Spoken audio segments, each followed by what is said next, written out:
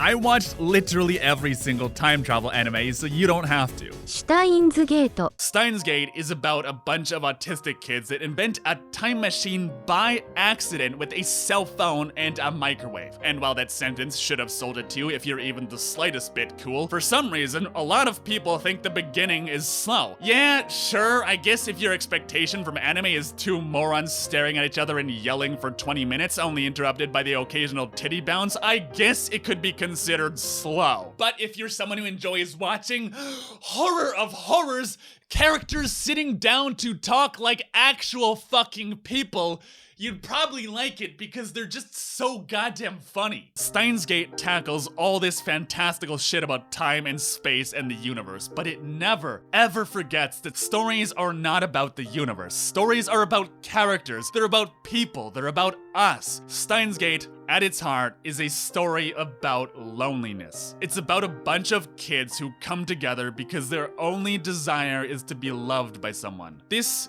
isn't a story about time travel. It simply uses it to share with us the fantastical beauty of the everyday. Because it's about friendship. It's about treasuring all the little moments in between that we take for granted. And all of the stuff about infinity and the universe is only there to contrast these moments, to lift the story up so it can bring it crashing down to earth just a little harder. When I think of love stories, I don't think of Romeo and Juliet or Titanic or whatever nauseatingly vapid soccer mom level bukkake is popular this month. I think of Steins Gate, not just because the two leads are positively dripping with chemistry as a pair of probably autistic geniuses that can't help but butt heads every time they're together, but because like everything else in this story, it revolves around the little things that make life worth living. Maybe this won't mean anything to you if you've never seen it, but I want to share with you my favorite quote from any story ever.